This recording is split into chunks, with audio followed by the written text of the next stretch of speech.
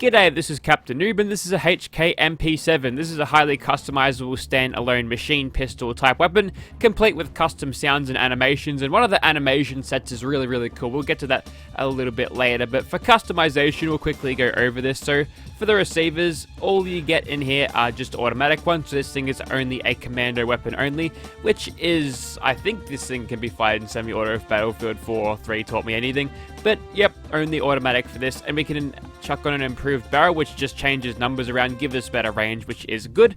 If we had this thing as a gunslinger, we could actually improve that range even more if we had this thing firing semi-auto, but we do not. You've also got a whole bunch of sights, which you can have standard sights, or ones that are folded up, which actually look kind of constricting, but, you know, that's cool to have that customization option. Basker, Trigicon, RMR, Mark IIs, and yeah, just a whole bunch of different reflex sights, including this one, which kind of looks like more of a scope, but yeah, whole bunch of stuff going on. I'm going to go for the Basker sight because it's nice. It looks nice on the MP7 like that. Now for the muzzles, you get a whole bunch of muzzle brakes if you feel like controlling the recoil is going to be a problem, or a suppressor if you want to, you know, engage this thing with stealth and increase the damage if you've got ace operator. And don't worry, I'll grab one without a suppressor.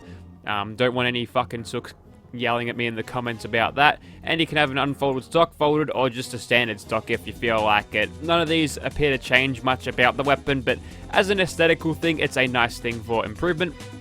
It increases your reload speed a little bit by chucking that on. Gun nut rank 4 that is, so yeah, you better be spec'd properly into guns to actually get that, which is okay because you've got unlimited perk points if you decide to level up in this game. Anyways, going for the grip, yeah, this actually is really interesting because it actually changes the animations. If you have this grip folded, you won't actually use this with two hands. You'll hold it in one hand, and when you aim down sights, you'll bring your arm across and use it as a support thing. It's actually really cool. But you can have that flipped up, and you'll grab onto the foregrip really nicely. It's one of the coolest animation sets I've ever seen. So whoever done that, that's really brilliant. Moving on to the next thing, you can chuck on some rails, including rail cover, so a surefire thing, some laser sights or flashlights basically, and you've also got the option to do that on the other side. So let's chuck on a nice laser for this sight. Increases hipfire accuracy. That's nice. It's kind of like what we've got, what I'd like to use this thing on with Battlefield, because yeah, this thing had good hipfire accuracy, and maybe the Fallout 4 iteration mod thing has the same. And you've also got a bunch of paints, which is awesome. I don't like the zebra one though. And the caliber thing, so if you don't want to create these bullets, which you can on a chemistry station on an MP7, you can actually change this to a lighter caliber. It will penalize you a little bit of damage, but again, those ammos are easy to find because they're in the vanilla game, and if the damage isn't quite doing it for you, you can boost it a little bit. We will not, but that's a cool option to have. And those are the legendary effects. Yeah, legendary effects slot if you so need it. So I'll create one or more of these. We won't have any suppressors or any gadgets on it. We'll just go as is, and we'll see you in Gunners Plaza.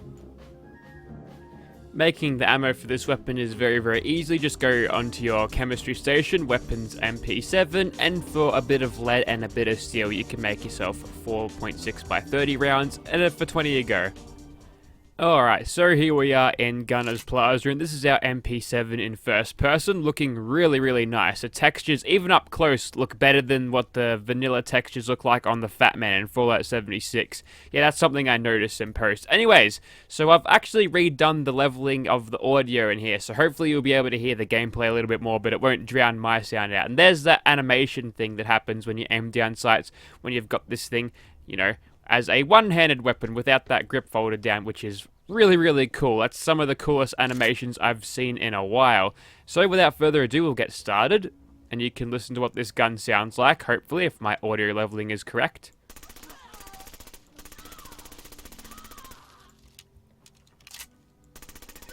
Honestly, this thing sounds probably its biggest drawback. It just sounds a little bit weak, you know. Although I am using a suppressor, yes, so we'll get to listening to what this thing sounds like without a suppressor in a second, but for now, we'll keep this suppressor on as we go through this first section here. Ah, yes, VATS being slow-mo. That's something that I've taken for granted, haven't I? Although the speed of VATS in Fallout 76 is the best part about it, because you can just crit spam and get kills very quickly. It's all nice in real time. They did pretty well with it, honestly. All the people who complain about it are just judging it off the first time they use it against those fucking liberators outside the vault. Just use your actual aim on that. Anyways, so cutting through these guys very, very easily. And that's what this thing sounds like, you know, without the suppressor, which is better. It's better, but we'll keep on going. We'll just see how we do. In terms of this thing's damage, I feel like we are suffering a little bit being on very hard. This thing is doing only 27 damage to those guys. There's Captain Bridget, so we'll use up all of our VAT shots on her. And as you can tell, you get a fairly decent amount of VAT shots per go per AP bar with this. It's nothing, you know, too game-breakingly good or terrible. It's sort of sitting in a spot that makes some sense, you know, so it's alright. And my health is draining very, very fast, so I'll switch over back to the suppressed one because it does a little bit more damage. Stop shooting at me, please. I'm glad that second shot missed. That's a stagger on her. We'll just mow her down like that. Alright, we've got a little bit of health to deal with the rest of these guys, but that's okay. We'll use this cover mechanic. Yes, I like this cover mechanic. It's good. You don't get shot because you're basically still behind the corner, but you can still shoot people who are shooting at you. This thing's recoil really isn't too bad. You can handle it pretty well. And there's the reload animation. We've seen it many times at this point, but it is very good. Some people get mad sometimes. No, one person gets mad. War Daddy gets mad sometimes. I think I just procced Nerd Rage there. Oh yeah. Yeah, I use the faster reloading perks because, you know, I like using weapons for performance purposes, so it speeds up the animation. War Daddy's like, hey, that's a nice animation, dude, speed it up or some shit like that. Did he quit, or is that just an April Fool's video? People were freaking out, I saw. I don't think he quit, right? Did he? Who's gonna animate the guns now? Me? No thanks. I'd rather not put fucking months of my life learning that. Although I could, but I have a job, so maybe not today. Ooh, what have you got? You've got some sort of rapid-fire weapon. So as you can tell, you know, despite us being on very hard difficulty, this thing is doing pretty damn well. And if we go into third person, the recoil animations are there. I like the recoil animations in third person a lot better. In Fallout 76, they make a bit more sense. If we go over to the one-handed one, you'll still hold it like a pistol like that instead of the foregrip with the rifle. So there are little variations in the third person animations, but nothing really too bad. It's not really immersion breaking, although yeah, when you rapidly switch from third to first person, your hand just goes away instantly, so really not too bad there. I know one-handed animations are probably hard to do in Fallout 76 anyway, so whatever, that's fine. And, ooh, the lighting's good here for once. I guess it's because I'm actually doing this during the day. But that was the MP7 in Gunner's Plaza there. It did really, really well, especially when we got it, you know, infused with stealth, because suppressors just make stealth weapons, or weapons with suppressors are just really good with stealth in this game. And for good reason. Of course, a suppressed weapon is going to be good with stealth. Alright. Let's just use this thing to the maximum effect that we can using stealth, and we'll test a new one with it. So let's get started. Ah, yeah, those are some good sneak attack criticals there. If we zero in on the face, that'll be good for getting lots of damage on him. That's a very distracting VATS camera angle. I don't know why the VATS camera does that. I guess that's of Todd Howard's design. I haven't tweaked that with mods in any way, shape, or form. If I could tweak the VATS camera, what I'd do is I'd make it quicker when you're firing. I wouldn't have it pause every time we do a crit. I'd have it as fast as you could possibly make it all the time. But too bad there aren't no mods that actually, you know, speed up VATS, because that'd be something I'd kind of interested in. See, if I could fire this fast, spamming criticals, because obviously every time you do a critical, it makes that sound effect, and whoosh, you do a critical, everything's in slow motion, you get a reaction shot of the enemy, and if they stagger, it looks good, but if they don't stagger, it looks kind of dumb. You know what I'm talking about. Yeah, if I didn't have to deal with that every time I popped the critical, I could make that so much faster and just crit spam sneak attack criticals for days and kill him possibly even faster than that.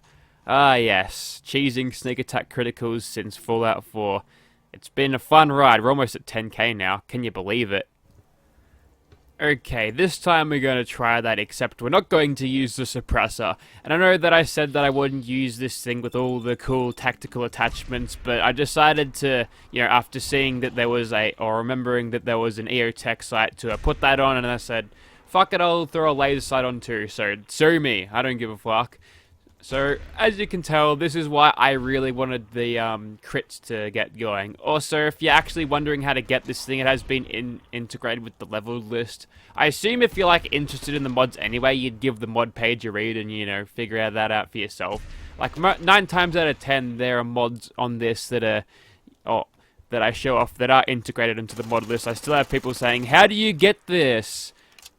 And sometimes they're on PC too, where they can just use console commands. I don't want to hear about immersion. You want those god powers when you're on PC. Unless you're doing a clean run.